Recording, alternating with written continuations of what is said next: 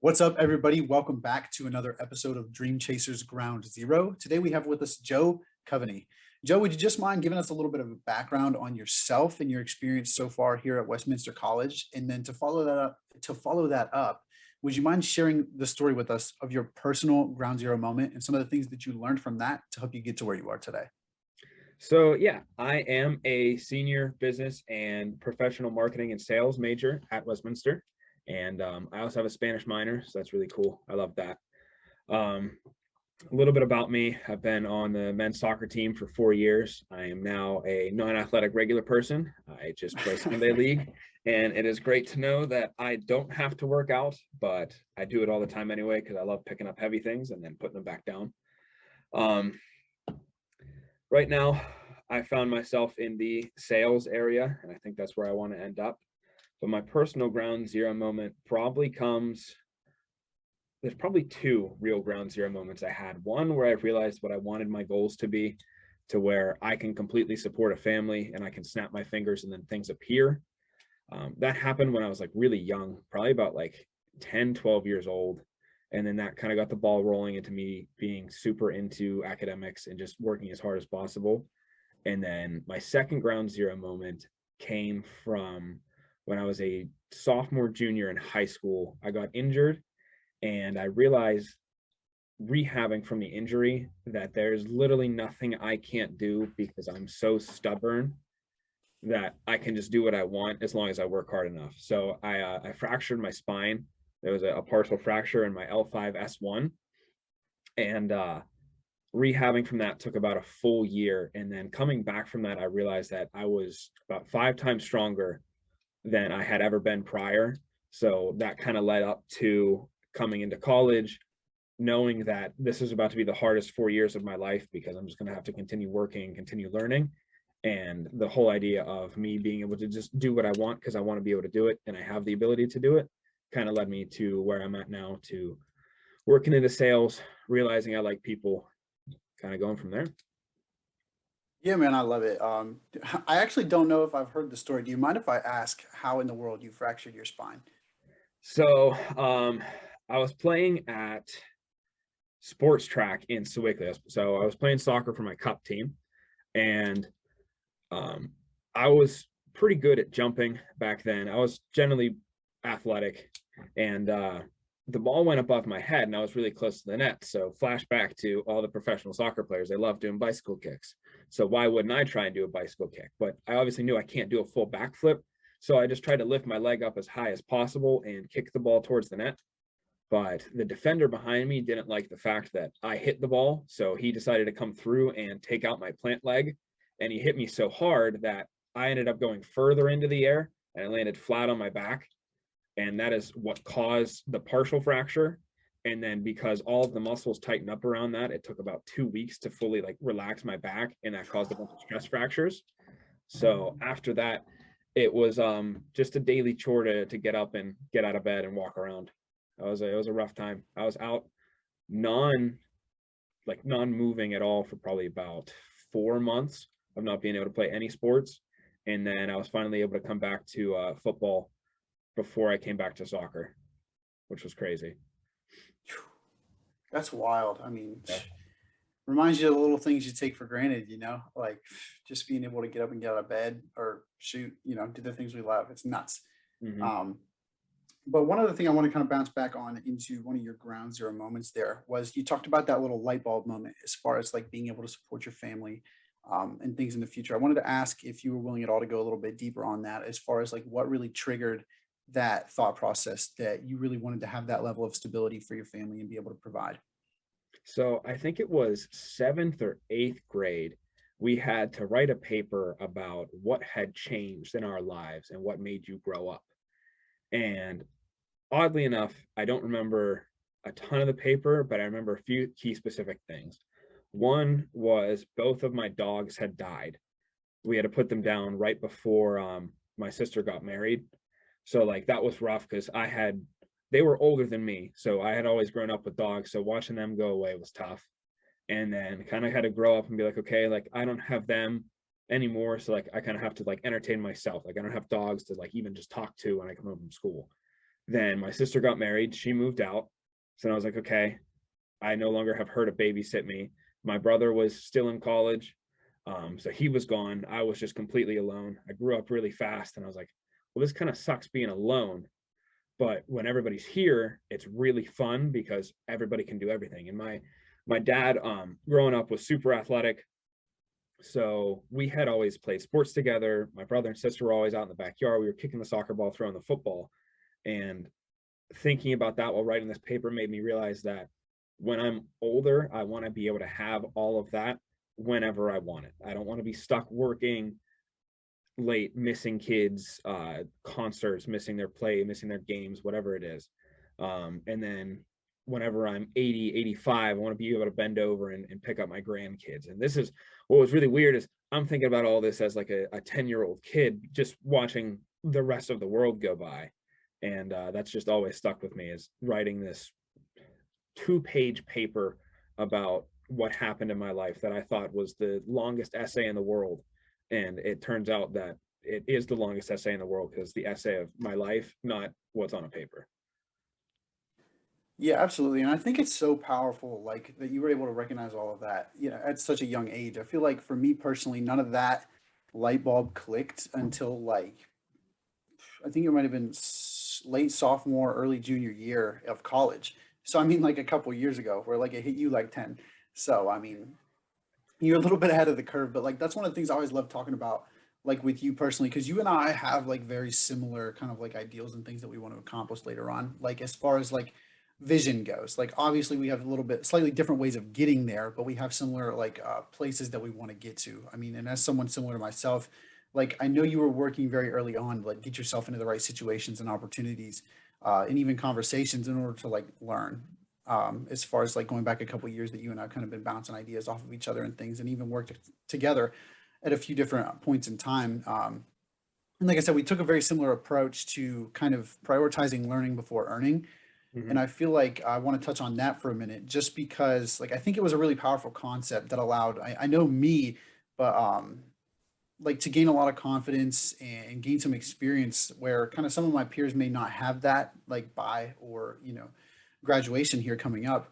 But I feel like that mindset carried me into a lot of like working opportunities with some pretty powerful people, that I really never would have been able to meet otherwise. But by putting myself in that situation really gave me a great opportunity. So I just wanted to get your opinion and thoughts on that, about like the mindsets that you carried through your college career so far and how you're going to carry that on moving forward. So the mindset that I've always had that you didn't realize, or that I didn't make completely clear until you said it, was I'm going to steal your phrase here, is that money's a tool. I never believed the whole money doesn't buy happiness thing, because it's a lot more comfortable to cry in a Ferrari than it is to cry in a 1999 Honda Civic. Um, but the day you said that money is a tool, things really started like opening up to where I'm like, okay, if money is a tool, how do you get tools? And that's when the whole me going down the rabbit hole of constantly learning, listening to podcasts, reading books, um, came into play, where it wasn't about how much money is I can get, it's what I can use that money for in order to get what I want. Yeah, absolutely. I feel like we understood early on that there was really no amount of money, for what it was worth, to like get into those rooms and teams and conversations to like be able to learn from other people like at a point far above us where we wanted to go. Mhm. And like we were willing to take more of a sweat equity approach, to take a Gaber term there, and offer really whatever we could in value, like in exchange for like meeting with people, getting the opportunity to learn from some pretty successful and Yes. some pretty high net worth individuals, if I do say so myself. But do you feel like those experiences kind of through that time, like that you had then exchanged kind of some of your time and work for, have better prepared you to like now go out into the world and be successful? Absolutely. Um, so in my time of being actually in the workforce, of getting a paycheck and working an hourly job, I learned a decent amount on just people skills and how to interact with people. But from the recent experience of being with these high level individuals, hearing them talk, hearing their stories, you learn a lot more about life in general and what you need to do in order to be successful. Because it's very easy to say, I can just get a job and go. But the people that we've been in rooms with and in Zoom calls with, they tell you it's not that easy. They tell you that it is countless hours. And being able to hear their stories and learn from their mistakes, even though you haven't even been 3 miles within seeing distance of their mistakes, and just having all these roadblocks just cleared out in front of you, to where now I can just kind of walk forward and be like, oh yeah, I've heard of somebody doing this. Maybe I should reach out, or I'm going to try this because I remember what they told me and I think I'll be okay. Yeah, I think for me, like obviously being in those conversations and hearing some of those really powerful stories of people that have come from very similar situations or even worse situations from myself helped me kind of frame what was possible, Mhm. and it gave me kind of the confidence to then take that and apply it to my own life, but also to like apply that to my own networking and things, where I could then say like I've been in conversations with some really high value people that I could potentially leverage that to get into contact with other high value people. And I feel like that's something that I was able to leverage, that I mean help me start this show as well as a lot of other things kind of along the way. But kind of touching just before that in the timeline, like what types of content would you say that you were plugged into that kind of allowed you to build that mindset and take advantage of those opportunities early on in your career? So content requires more than one. So the only form of content that I had consumed of making myself better before I got to the point where I was like, I need to work hard, was that little purple book, Rich Dad Poor Dad. And everybody starts their story off with this book. And I have the complete opposite reaction of anybody I've ever talked with about this book. Is they're like, oh yeah, like it made me feel really good. I hated that book. I despised the way it was written. It had some good information, but I was like, this guy's out here telling people they can do it, but not telling me how to do it. And that's what sparked the I need to go out there. So that's when I realized, in order to talk to these people, to get the information that I need to have information about the world. Um, so that's when I turned to Twitter a lot. I was constantly on Twitter absorbing news from all over the world, seeing what was happening, whether it was natural disasters happening in the eastern part of the world, or it was there was some car crash that happened in California. Whatever was happening, I wanted to know about it, and I wanted to know how it affected the stock market, the housing market, stuff like that, to where daily things were occurring, and I needed to be able to talk about that to relate it to other things eventually. Yeah, and I think we've definitely had a lot of that here recently that you've been able to to monitor and watch how things have been changing. A lot of different things going on right now. But kind of in touching on that, what would you say is potentially the most important lesson that you've taken from these conversations with some high value individuals and the content that you were plugged into early? Um, I do actually want to jump in here real quick just before I forget that I want to recommend to April that this episode should be called I Hated Rich Dad Poor Dad, just because I think that will literally turn some heads and we'll get some extra clicks. Just saying, I'm going to leave it at that. But anyway, what do you feel kind of from all of that content, like including, you know, conversations and stories included, is really the most important thing that you took that is applicable for a student soon to be graduating and joining the working world? So it's overplayed a ton, and I don't practice what I preach as often as I should, but it is just be quiet and listen. Um, you don't get the news by talking to people and you're talking all the time. You don't get information by you telling people what's going on. You get information by listening to what's happening. If you want information, you don't just go to one site, read it, and call it a day. You have to go everywhere else. If you want success, if you want to be successful, you don't just go to one mentor and say, what do I need to do? You go to the first one, and then he says, go talk to this guy, and you go talk to that one. He says, go talk to this girl, and then you go talk to her, and you just sit there and shut up, and you just got to listen to what they say. It's all about talking less, listening more, and then learning. Yeah, absolutely. I think lifelong learning has really been a huge stressor in probably every single one of the conversations that I've Mhm. been in. I mean, since this whole journey started, even before starting the podcast and things, I feel like another huge stressor was just a like perception or no perspective and mindset are like such a huge part of everything we do. And Absolutely. like I never realized it until I was in some of these conversations, and even up until just recently, like how we think about situations on a daily basis truly shapes the way we look at it, everything else throughout our entire lives.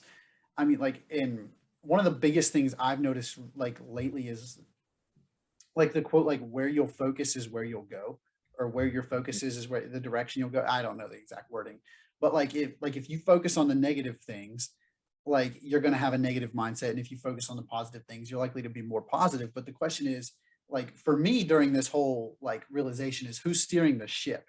And by that, what I mean is like, are you the one making conscious decisions about like how you're going to feel and react regarding certain situations? Or are you in the back seat stuck with reacting to whatever emotions rear their heads first? And I feel like that's something that I used to deal with heavily just because like I was more of I'm trying to think of the right terminology, like I was reacting rather than, you know what I mean? Like I wasn't You're really just ahead of you're just kind whatever of was going coasting on. along versus running under your own power. Yes, yes. I mean, and like for me personally, like I can't emphasize enough that what happened in the past is gone. And like uh picture your time kind of like one of those big hourglasses, like Yeah. with the sand in it and whatever. And like every day that hourglass flips and you essentially get to decide how you spend your time until the sand has completely run out. But like here's the part that I had to wrap my head around and that I need other people to wrap their head around. Like that no matter what you do with your time, whether you maximize it or waste it, the sand keeps falling no Mhm. matter what. Time keeps moving, life keeps moving, nothing stops.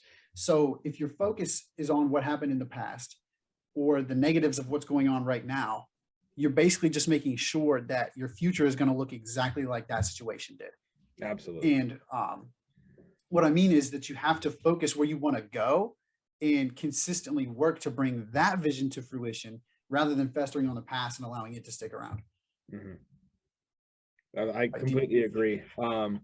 There was as a little kid, I watched a lot of TV, so I constantly heard really weird phrases all the time. And one thing that I've always laughed at myself for saying, because I'm like an 8-year-old kid, and my cousin was young enough that she was a babe when she was a baby. Obviously, babies face the back of the car. And I remember the day that we turned her around, she was finally facing the front.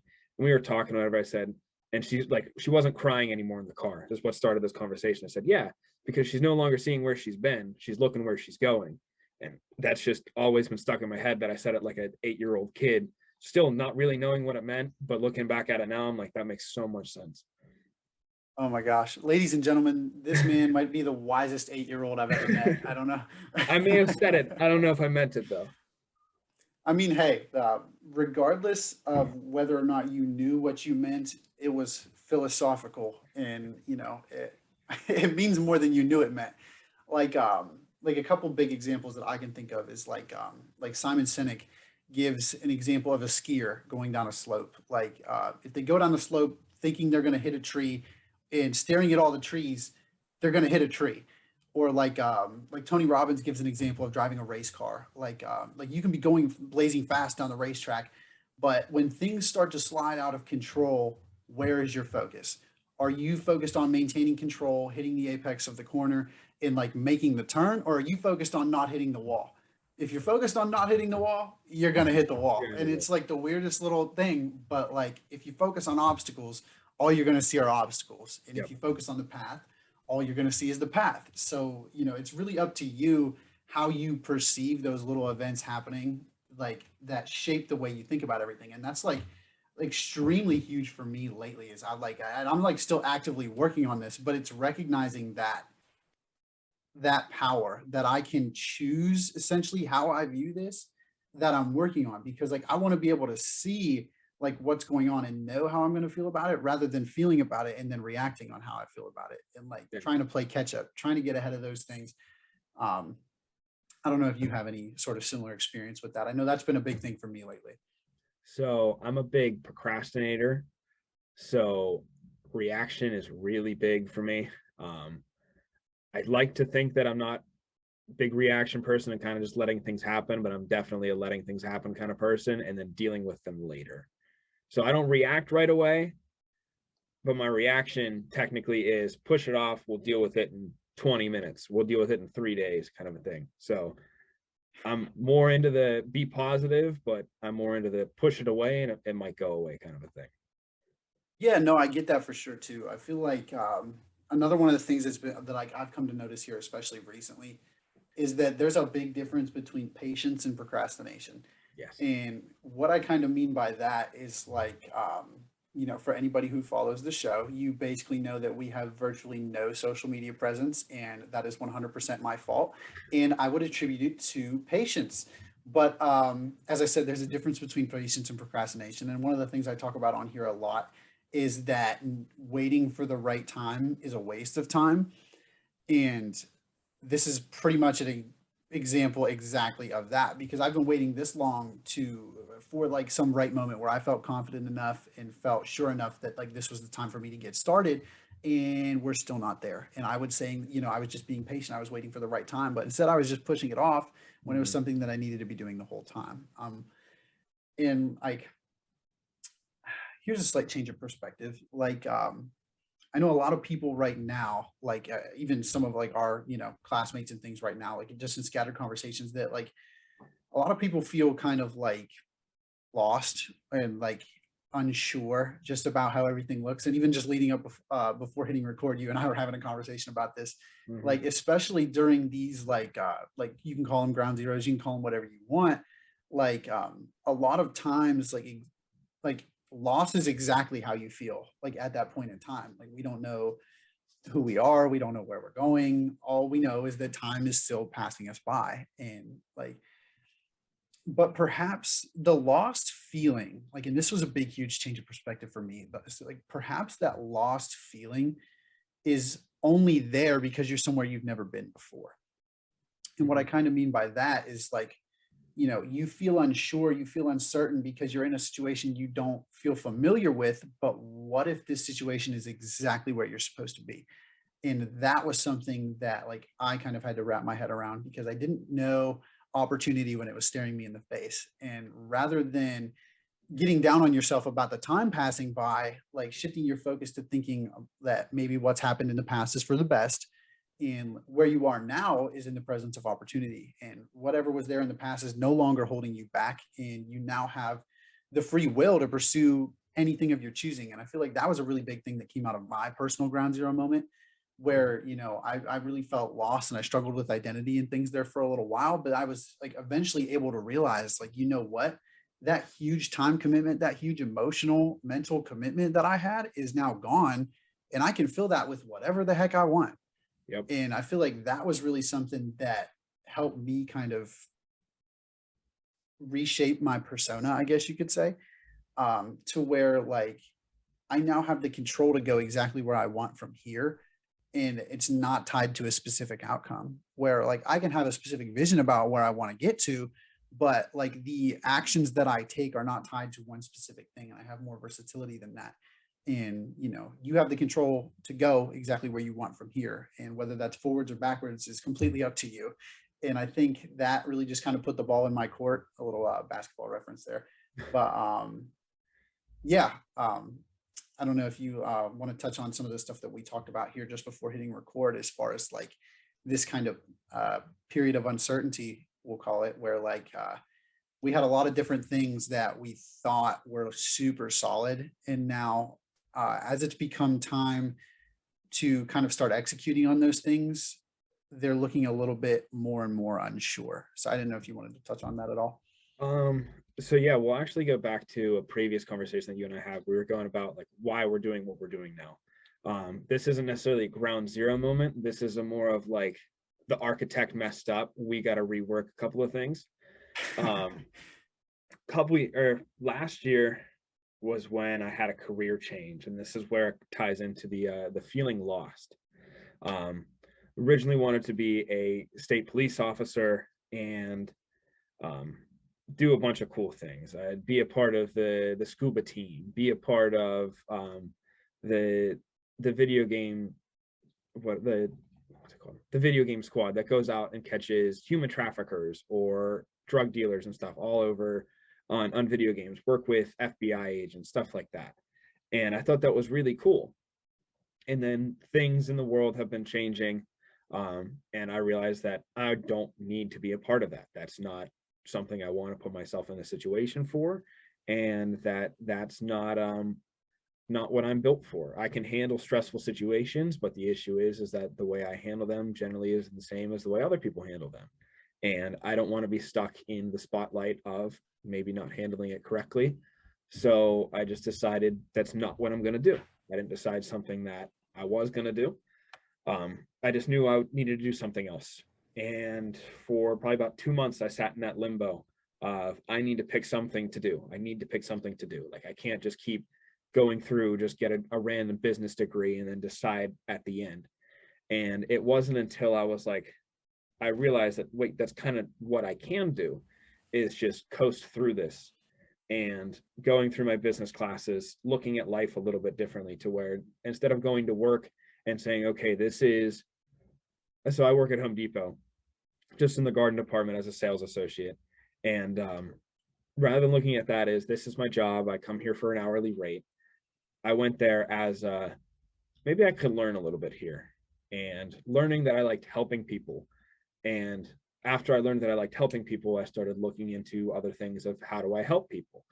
Um, and I realized that helping people and talking to people generally come hand in hand. And I'd like to say I'm pretty good at talking to people, and that understanding that coming from outside sources of finding yourself, I learned more about myself really quickly than I thought I would. And that's where I landed on finding where I want to be is in sales. So going from the architect messed up moment to being stuck in that limbo is where I found myself here. I met you. I met a lot of other people around Westminster and made a lot of good connections just from that 2 months of limbo and kind of being lost and eventually stumbling into where I was quote unquote found again.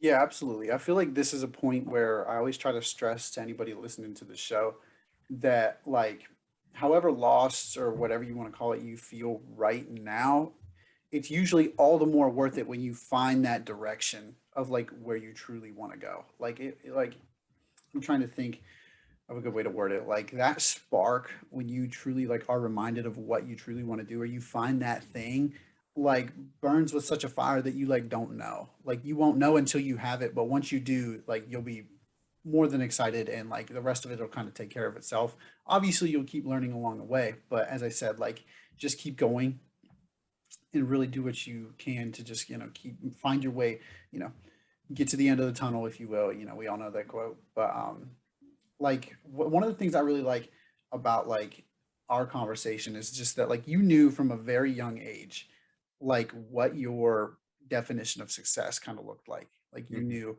what you wanted to have at home, you were very clear on that, like I said, very early. But like I'm not calling anyone out or like saying that people have to have it all figured out, but I know so many people our age right now that don't have a freaking clue Nope. like what they want to do, what they want to accomplish, or any of it. And like I said, I'm not saying that that's bad. I'm not trying to put any sort of pressure on anyone that they have to have it all figured out because they don't.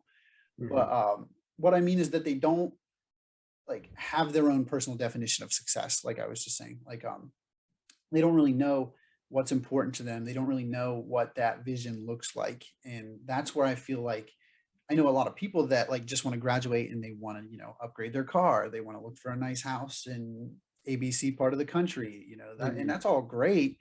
And like, yeah, to a point, some of that stuff can make you happy if that's a goal of yours and achieving such. But I mean, don't get me wrong, like, I'm a car guy. Like there's things I want to have eventually too. But there's other things that I prioritize over that. And what I'm trying to say is like I attribute a lot of this to social media, which had a lot to do with my journey as well, where society has really come to be the one that defines what cool is and what successful looks like. Mhm. And it's really put us into this mental framework to believe that we should be somewhere else, or that we should be doing something else, or we should even be doing whatever it is with someone else. And it's really caused like this rift in everybody. And I can say this like coming from personal experience that like that we start to believe our happiness in life is anywhere except where we are right now, except what's right in front of us. And we get to a point that like we look down on people that are truly happy doing what they're doing. And that's where like I was trying, like I want to draw attention because like some people, like I've had people look at me sideways when I tell them that more than anything in my life, I want to be a stay-at-home dad. Like Yeah. I have had people give me the weirdest looks, and we won't even start talking about the words, but like to the point that it puts me off, that I don't want to do that because of something that somebody else Yeah. said or whatever. And it's like I won't go too deep on this because I don't want to like get on a tangent, but like the people that are out there living life on their own terms, like we all know somebody that is perfectly happy doing what they're doing, despite the fact that they may not be making the most money in the world. And like that was the position that I wanted to be in. But like for some reason, there's people that look down on them because they don't have as much money or as much material things as somebody else or as our parents or whatever. And like, yeah, they might not drive, you know, the newest cars on the block or have the nicest or biggest houses, but like they wake up in the morning excited to go do what they do. And in comparison to influencers with supercars that are secretly miserable.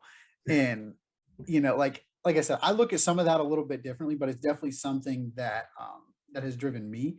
And I feel like it's super important for a lot of people in like a position right, like ours right now. Mhm. There's a lot to unpack. Go for it. Um, no, it's okay. It's the stay-at-home dad thing always resonated with me after you told me that. Um, in all honesty, I can the way I define success is because the way you and I both view money as a tool is that stay-at-home dad is I want to not have a job to where I can just comfortably live even if I didn't have a job, but I know that the way my mind works, that's not going to happen. I will always have to be doing something because Yeah. even sitting here right now, it's a good thing that the frame cuts off right here because I have not stopped fidgeting with everything sitting on my desk. Um, but the stay-at-home dad thing would be absolutely fantastic to be able to get yourself to a point to where you're not doing anything and you can just do what you want. I don't think people conceptualize that really well. I think people are stuck into the you need to have a job, you need to support your family. This is what we've done. This is what we continue to do. And it actually goes back to another Gaber quote. Not necessarily a Gaber quote, but something we talk about in class to where it's the most dangerous phrase is we've always done it that way. Just because it's always been done doesn't mean it needs to continue to be done.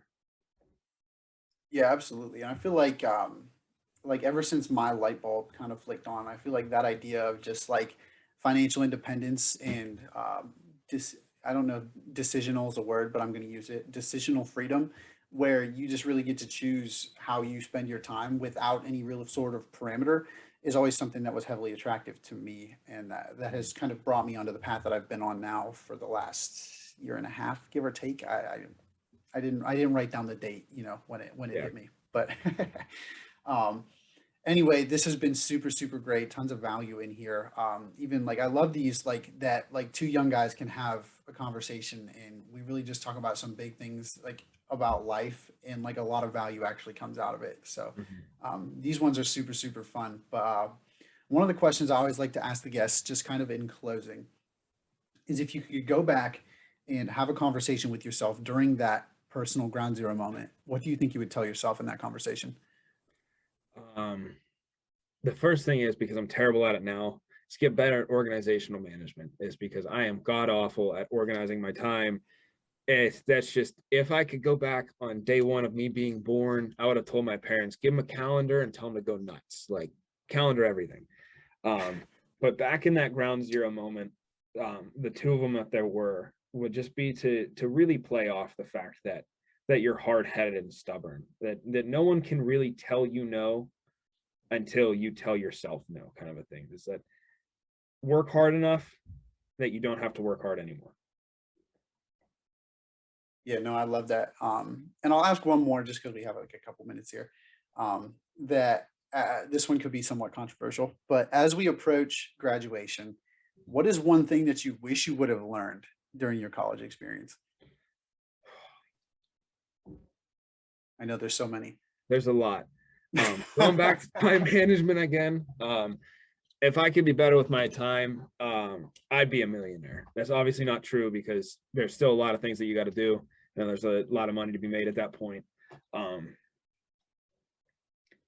If I could, I would like to to learn, even though it's not really how that works, would literally be to go across the street, go sit at the bar over there and just sit and talk to all of my professors about their life stories and how the things that they learn have attributed to this, because what they know in their head, I feel is a lot more valuable than what they have to teach us through the books. Because especially guys that are like Gaber and Peterson Badowski that have been all around the block, and then all of our accounting professors that have their own accounting businesses, they've seen a lot of things that those textbooks are never going to say. And we're not going to know how to deal with them until we deal with them, or until they tell us how to deal with them. No, I love that, dude. That's something that I've had kind of an inkling of doing through some scattered conversations. Just that I know there's, like you said, like there's some stuff that they know that they like can't tell us, and it's kind of weird.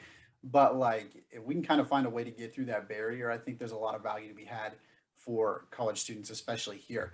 But yeah, like I said, there's uh, some things and some scattered conversations with professors that I definitely think would be interesting to unbox, Absolutely. as far as things that they've experienced and stuff. So maybe that's something on the docket for the future. But when that is, I don't know. But seriously, man, I just want to say thank you so much for being willing to come on today. Like I said, I really enjoyed this one. Like obviously, you and I have very similar ideals and things, so it's always fun to bounce those ideas off of each other. Always fun to catch up. And I do think that there was a lot of value to be had for anybody tuning in here today. Real quick before we go, if for whatever reason somebody wanted to follow up and get in touch with you, what would be the best way to do so? Definitely go on my LinkedIn. I check that pretty often. And then I do look at whoever messages me on there, try and filter through all the spam accounts that hit me up. But I do keep an eye on that. That's probably the best way to do it. That way you can at least get a little bit about me and see what's going on first. And then I'd give you my school email, but I'm pretty sure those go away after a while. So if this stays on the internet and someone still wants to get attached, check out my LinkedIn. It's just my name, Joseph Coveny, Coveny. It's a little animated picture of me. So you'll find me. That's that next level swag. Absolutely. But there we go, guys. Thank you so much again, Joe. Really, really appreciate it. Follow up and get in touch with him, guys. Super powerful story, super smart guy. More than happy to help anybody who reaches out. But there you have it, folks. Another day in the books. Always remember that this is Dream Chasers Ground Zero, and there's nowhere to go from here. But thanks, guys.